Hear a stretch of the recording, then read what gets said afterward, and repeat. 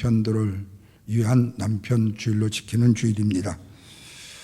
그런데 남편이라고 하니까 시중에 떠도는 그 우스갯소리가 생각이 납니다.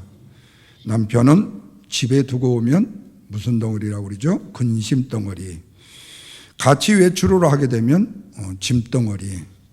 그리고 혼자 보내면 걱정 덩어리. 마주 앉아 있으면 왼수 덩어리. 이런 우스갯소리 말이죠. 그런데 와타나베 주니치라는 분이 쓴 남편이란 누구인가라는 남편의 심리에 보게 되면, 남편이란 겉으로는 자신만만하지만 우쭐한 태도를 보이면서도 속으로는 우유부단하고 마음이 약해서 응석이 심한 존재다. 그러나 남편들 대부분의 속내를 털어놓지 않기 때문에 그 남편들은 묵묵히 침묵을 지킨다. 생각나게 하는 남편의 심리에 대한 이야기입니다. 그런데 어느 젊은 분의 블로그에 보니까 남편이란 무엇인가에 대해서 생각해 본 적이 있는가라는 질문을 던지면서 이렇게 말합니다. 나는 지금부터 생각해 보기를 시작한다. 남편이란 누구인가를요. 집안의 가장으로서 남편은 돈도 벌어야 되고, 아내한테는 잘 보이려고 야근도 자제하고, 휴일에는 칼같이 잘 쉬어야 한다. 그리고 아이들에게도 잘 해야 한다. 이에 덧붙여서 또 뭐라고 말하는 거니? 그렇다고 가정에만 충실한 것이 아니라 자기 개발에 힘을 쏟아야 된다. 왜냐하면 잘못하면, 이 잘못이라는 얘기가 길어요. 잘못하면 낙오하는 이 험한 세상을 살기 위해서 부단히 노력을 해야 된다. 그러면서 그런데 이렇게 말해요. 위의 일들을 하기 위해서는 어떻게 해야 될까? 나는 아직도 답을 찾지 못했다. 누가 나에게 본을 보여줬으면 좋겠다. 나도 그분을 따라서 하게라는 젊은 분의 글이었습니다. 저는 일련의 이런 남편에 대한 글들이나 내용들을 보면서 한 가정의 가장이요, 남편으로서 어떤 마음으로 의무나 도리를 느끼며 살아야 하는가 하는 생각하는 시간이 돼야 되겠고, 한편으로는 남편의 역할이라는 것이 어떻게 하면 아내에게 힘이 될 수 있을까를 생각해 보려고 합니다. 그래서 오늘은 한 가정의 가장인 남편에 대해서 말씀을 나누는데, 그렇다면 성경이 말하는 남편은 누구인가 하는 거죠. 우리가 에베소서 5장 23절의 말씀에서 보듯이 남편은 아내의 머리라고 했습니다. 그래서 머리가 된 남편은 아내 사랑하기를 자기의 몸을 주심같이 사랑할 자라고 말씀하고 있습니다. 그렇다면 성경적으로 남편은 누구를 말하는 것인가? 두 가지로 생각해 보려고 합니다. 첫째는 남편은 아내를 다스리기보다는 아내에 대한 이해와 존경심으로 아내를 귀하게 여기는 남편이어야 된다라고 말씀합니다. 본문 25절 말씀을 다시 보시면, 남편들아 아내 사랑하기를 그리스도께서 교회를 사랑하시고 위하여 자신을 주심같이 하라고 말씀하죠. 그런데 바울은 골로새 1장 19절 말씀에서 남편들아 아내를 네 몸처럼 사랑하라고 다시 거듭해서 말씀하고 있습니다. 자, 그런데 우리가 지난주에 말씀해 봤듯이 에베소 5장 24절 말씀에 남편에 대한 아내들에 대한 책임을 무엇이라고 말씀했죠?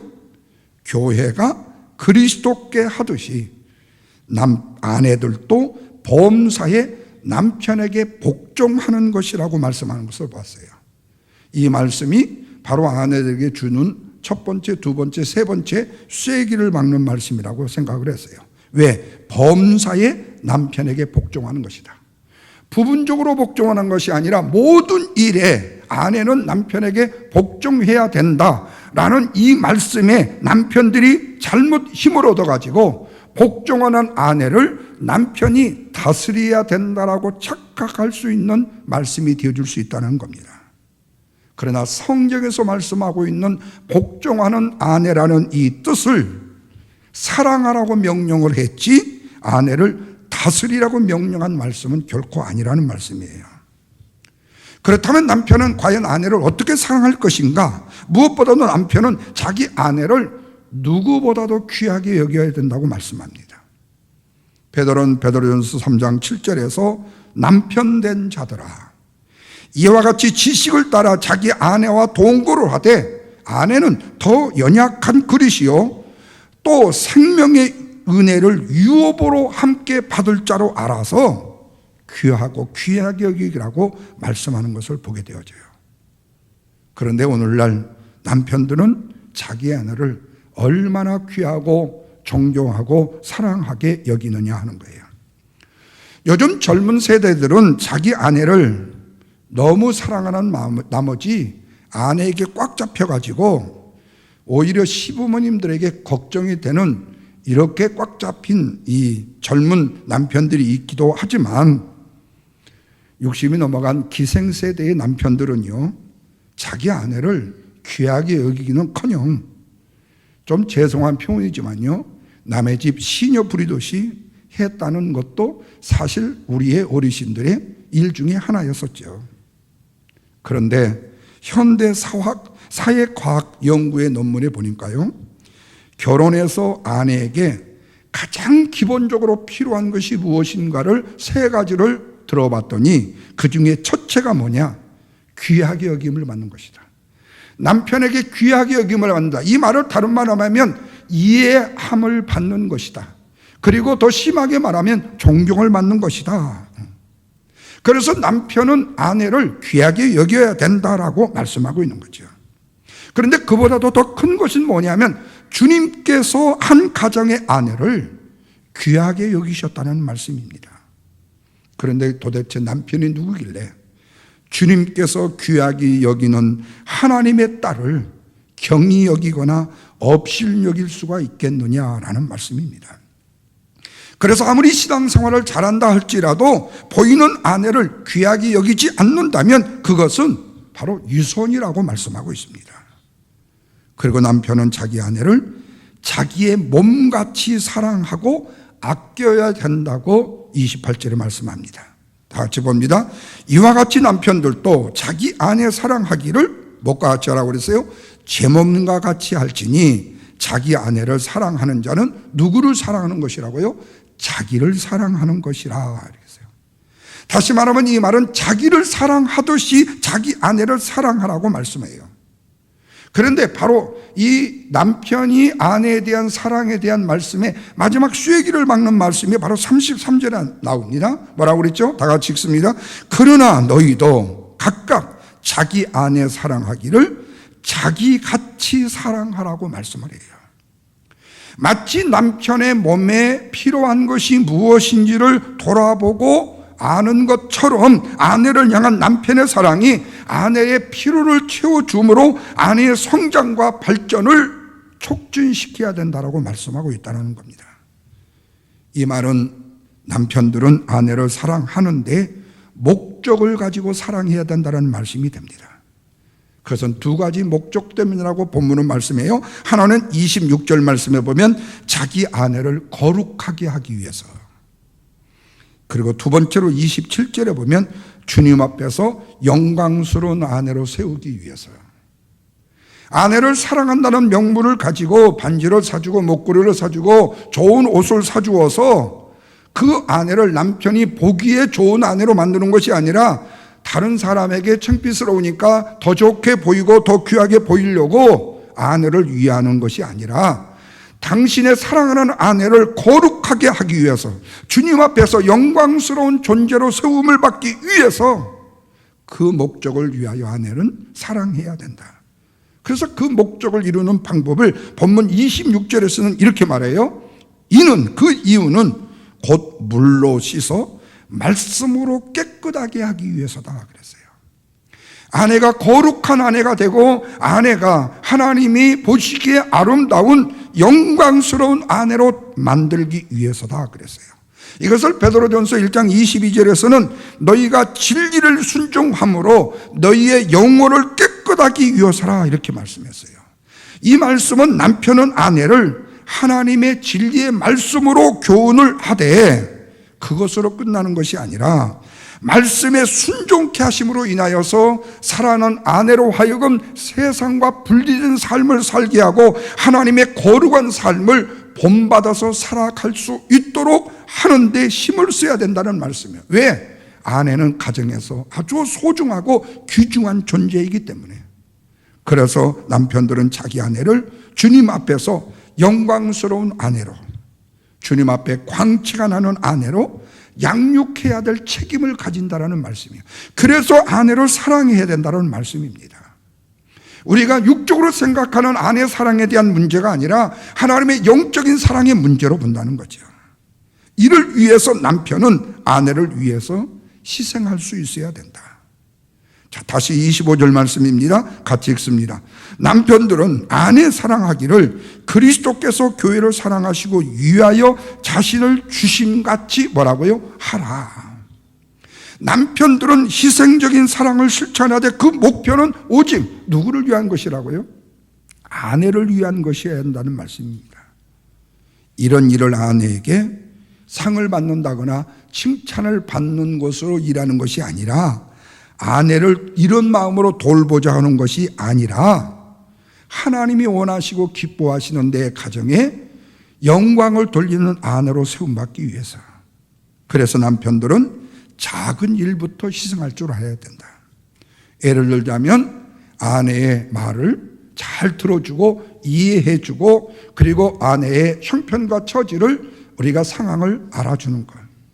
그리고 또 조금 우스갯소리를 말한다면 설거지까지로도 감당해 주는 것. 이런 작은 일에서부터 아내에게 관심을 보여주는 것이다.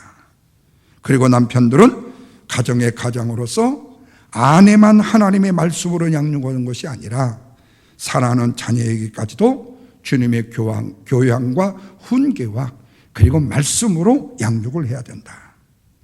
자녀 양육을 무조건 아내에게만 맡기지 말고 능동적으로 적극적으로 자녀 양육에도 남편들이 힘을 써야 된다. 아내를 돕는 일을 해야 된다 그 말이에요.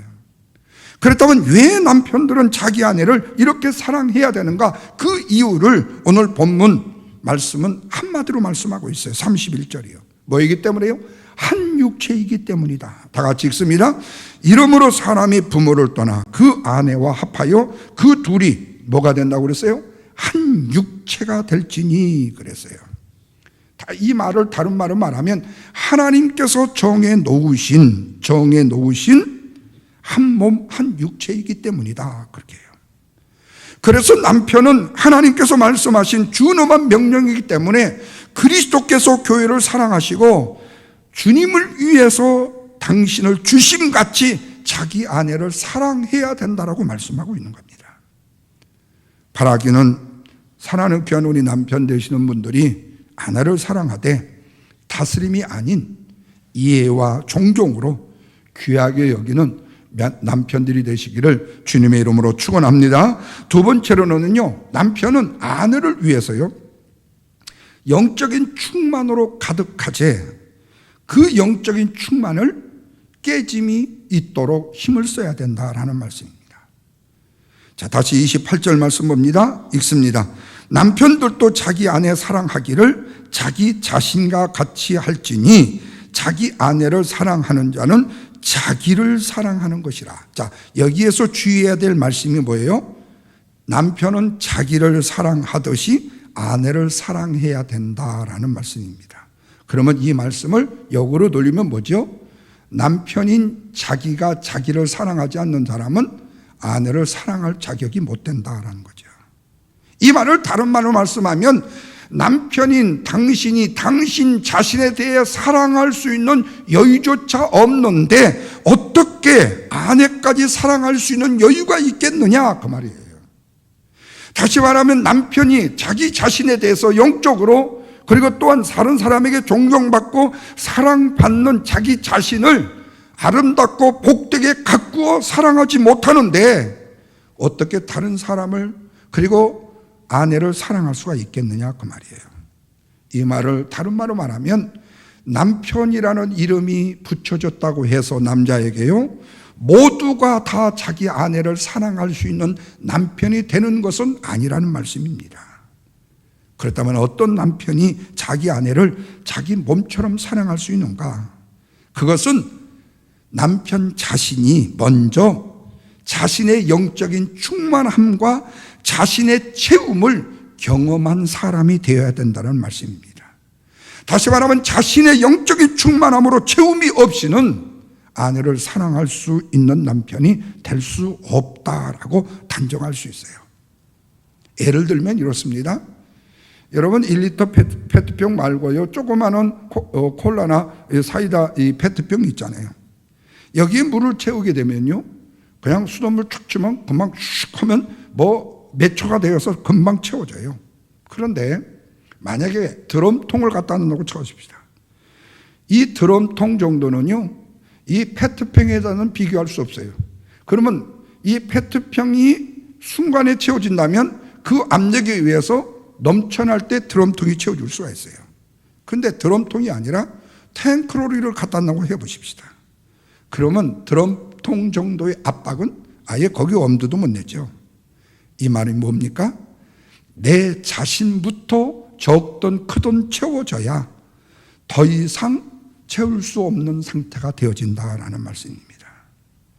다시 말하면 이 정도의 충만함으로 채움이 있어야 남을 향해서, 아내를 향해서, 사랑하는 아내를 향해서 베풀 수 있는 힘이 생기는데, 지금의 남편에게 이런 충만함과 채움이 없다면 어찌 아내를 사랑할 수 있겠느냐 그 말이에요. 다시 말하면 이 충만함과 이 채움이 부족하기에 아내를 사랑할 수 없다는 말이 되는 겁니다. 그러니 어떻게 아내의 목마름을 채워줄 수 있느냐는 말이 되는 거죠. 그래서 먼저는 남편의 충만함의 채움이 뭐하다는 거죠? 필요하다는 말씀입니다. 그러면 문제는 어떻게 이 충만함을 채울 수 있는가? 남편이요? 바울은 이것을 에베소 3장 16절 이하에서 모든 것이 충만하게 되기를 하나님 앞에 기도를 하면서 세 가지가 채우지를 구해요. 첫째가 뭐냐면 그리스도께서 남편의 마음에, 영혼의 마음에 계시게 하옵시고 그래요. 두 번째로는 속사람으로 성령으로 충만하게 해달라 그렇게 돼요. 그리하면 사랑 가운데 뿌리가 박혀서 그 사랑이 어떻게 돼요? 밖으로 터져나오게 된다는 말씀입니다.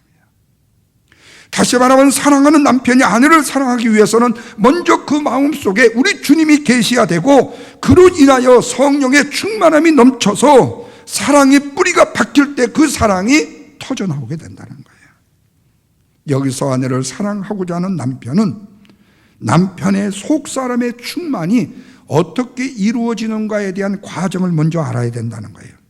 먼저는 남편의 마음속에 그리스도가 계셔야 된다. 또한 속사람이 성령으로 충만해야 된다. 그리고 사랑 가운데 뿌리가 박혀야 된다라는 말씀이에요. 왜냐하면 그리스도의 충만이라는 것은 그 방향성이 있기 때문에 그래요. 언제나 안에서 밖으로 나가는 거죠. 안에서 밖으로 나가요. 이 말은 그리스도로 충만해지려면 내 안에 그리스도의 뭐가 있어야 돼요? 생명이 있어야 된다는 말입니다. 내 안에 이기적인 욕심이나 욕망이나 나만 아는 절대적인 다른 죄악들이 다 씻겨 나가고 내 안에 마음의 주인이 누가 돼요? 그리스도의 생명이 되어야 된다는 말씀입니다. 그래서 속사람은 그리스도와 같은 정체성을 가지는 것에서부터 충만이 시작되기 때문에 그런 거예요. 이것이 바로 그리스도가 내 마음에 계시는 거예요. 그러다 보면은 인생이 땅에 뿌리가 박히듯이 그리스도의 생명이 자기의 삶의 본성에 굳건하게 자리를 잡게 된다. 그래서 그리스도의 정체성이 생명이니까 생명이 자라게 되면 자라나는 만큼 그 남편은 충만해지고 그리고 또한 장성의 분량으로 자라게 되는 것이다.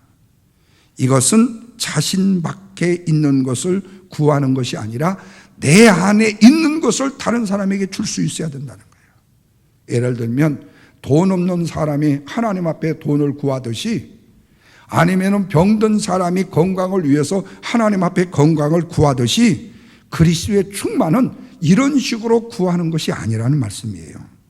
그리스도의 충만은 먼저 그리스도의 생명으로 뭐 해야 돼요? 거듭나야 된다는 말씀입니다. 그래서 아내를 사랑할 수 있는 남편은 속 사람이 영적으로 충만해져야 돼요. 채움이 있어야 돼요. 그래서 생명이 자기의 삶을 주관하는 사람이 돼야 합니다.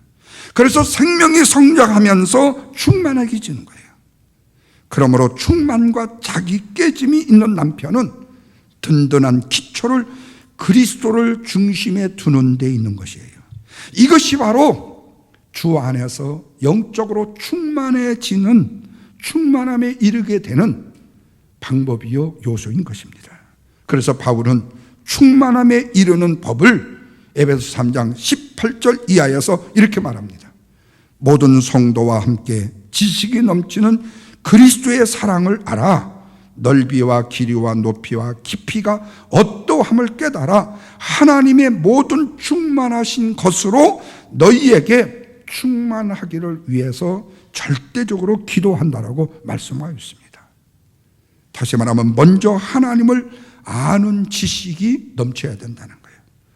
그래야만이 그리스도의 사랑을 알게 되어지고, 그래야만이 하나님의 사랑의 넓이와 길이와 높이가 깊이가 어떠한 것을 깨달아 알게 되어서 하나님의 모든 충만한 것으로 충만케 되어지기 때문에 먼저 이것을 남편은 구비해야만이 아내를 절대적으로 사랑할 수 있는 남편이 될 수 있다고 말씀합니다.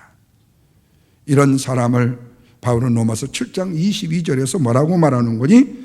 속 사람으로는 하나님의 법을 즐거워하는 사람이다, 이렇게 말씀해요. 속 사람으로 하나님의 법을 즐겨하는 사람이다.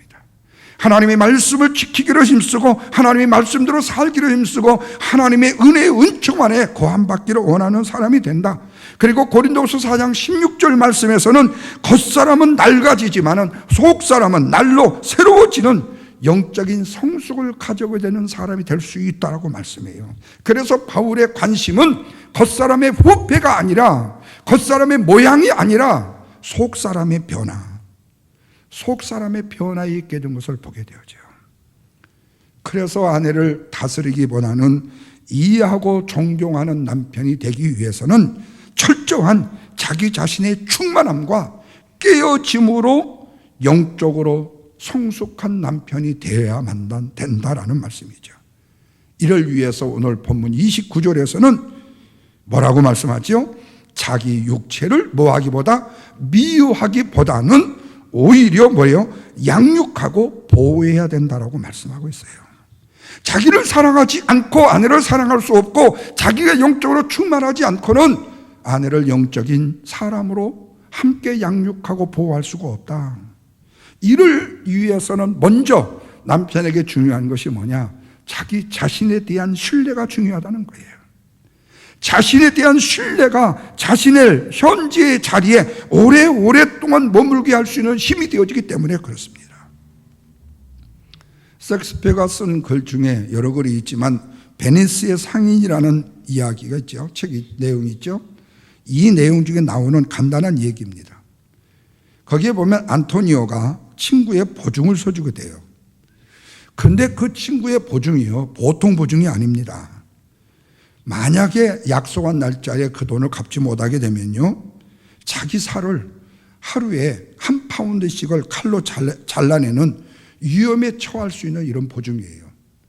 근데 이 보증을 이 잔혹한 고리 대금업자였던 샤일록이라는 사람이 만든 함정에 바로 이 안토니오가 들어가는 그런 보증이에요.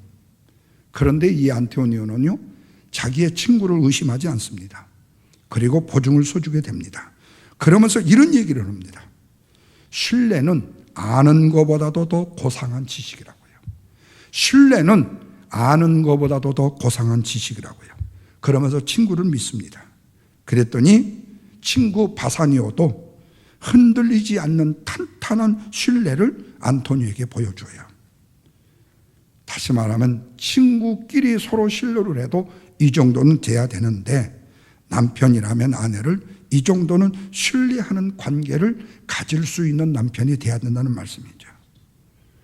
사랑하는 남편 되시는 여러분, 여러분들이 아내를 사랑하신다면 예수님께 대한 신뢰를 먼저 드림으로 내 자신을, 속 사람을 강건하게 만들 준비가 되어 있어야 합니다.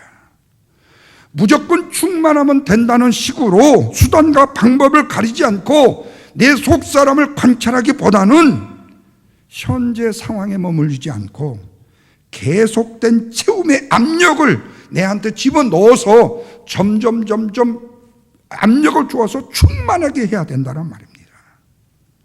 그렇게 충만함이 지속되다가 보면요, 충만의 채움의 압력이 가중되게 되어지게 되면요, 결국에는 어떻게 되는 거죠? 터져버리게 된다는 거예요. 내 안에 하나님의 은혜가 풍성히 쌓여지고 기도의 능력이 쌓여지고 성령의 권능의 능력이 점점 쌓여지게 되면 그것이 언젠가는 뭐 해야 돼요? 발산해야 된다는 거죠. 물론 일부에서도 말씀을 드렸습니다마는 한국의 온누리교회 처음에 태동이 그거예요. 서빙교회 교회를 최순영 장로님이 건축해 줬잖아요. 그때에 그 21가족인가요? 그 가족을 하영조 목사님이 3년 이상 동안을요, 교회 성도를 더 이상 교회 문을 닫고 받지 않고 그들을 양육했어요. 그들을 양육해가지고 나중에 그들이 영적으로 꽉 채워져서 이제는 터뜨려야 될 때가 될 때 교회 문을 오픈했어요. 순식간에 몇백 명으로 교회가 부흥되기 시작하고 그 이후부터는 교회가 터질 정도로 부흥되는 역사를 이루었었죠. 그렇습니다. 내 안에 충만의 채움의 압력이 가중돼야 돼요. 그래서 이것이 터질 때까지예요.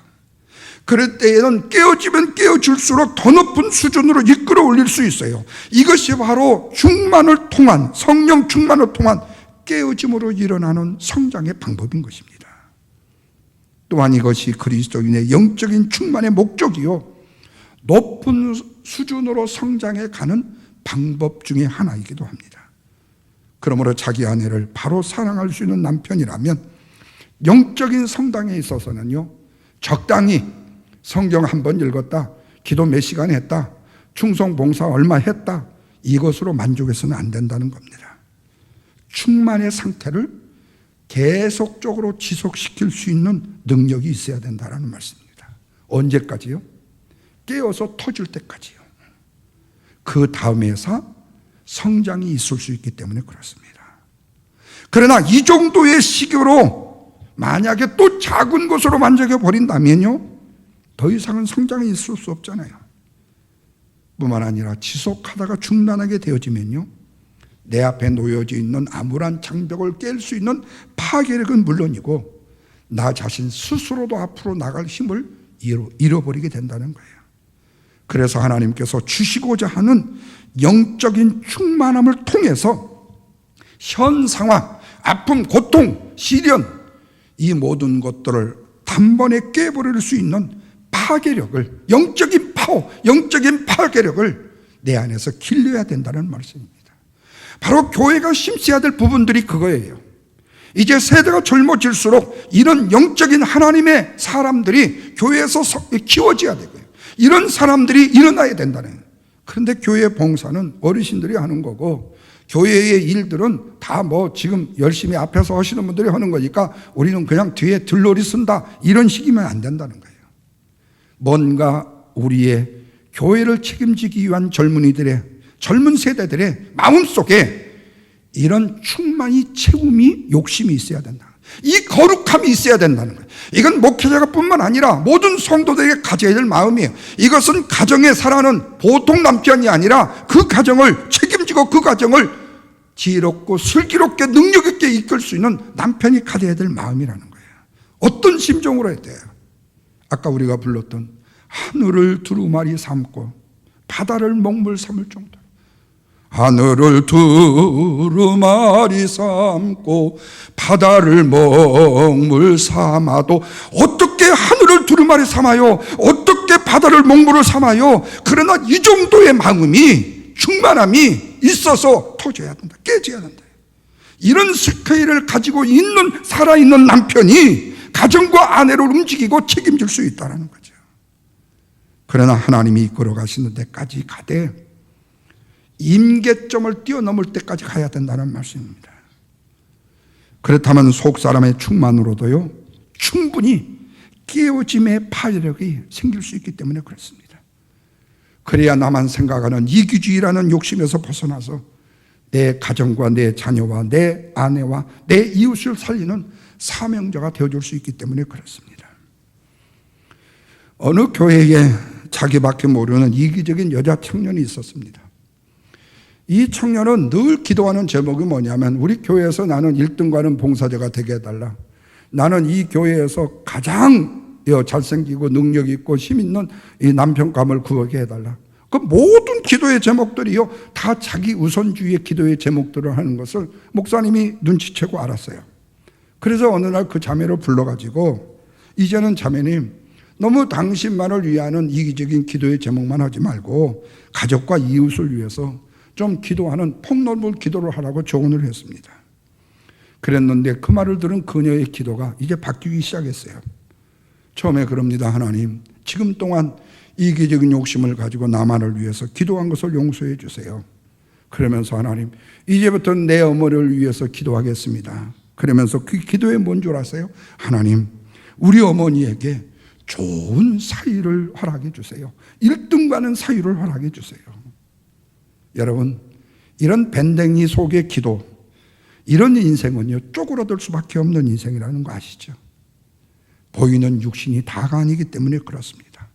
속 사람의 강건이 우선이기 때문에 그렇습니다. 겉으로 화려하고 겉으로 유지하고 겉으로 아무리 장황하다 할지라도 속 사람이 내적인 충만으로 함께 충만해지고 그 깨어짐이 없이는요, 속 사람의 강건이 없이는요, 아무리 외적인 아름다움은요 결코 큰 위력을 발휘하지 못한다는 사실입니다. 남편 되시는 사랑하는 여러분, 결론입니다. 현재의 나는 그래도 진실한 남편이고 괜찮은 남편이라고 생각하십니까?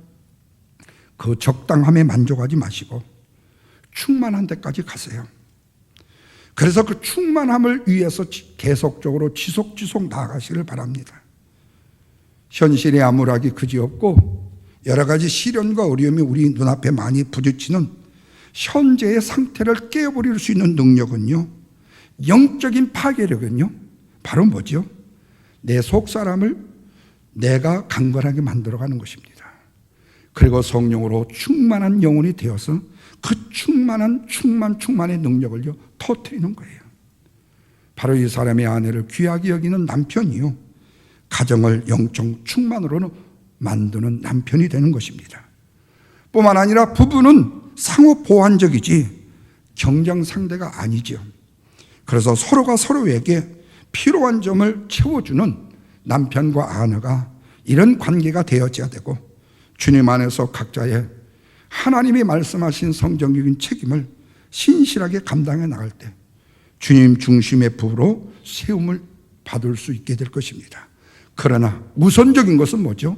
가정의 가장인 남편이 먼저 내 자신의 속사람을 하나님의 영적인 충만으로 채워가는 것이고 그 은혜의 풍성함으로 채워가는 것입니다. 그 은혜가 우리 주님의 영광교회에 속한 사랑하는 모든 남편 되시는 분들에게 날마다 풍성해지시기를 주님의 이름으로 축원합니다. 기도하겠습니다.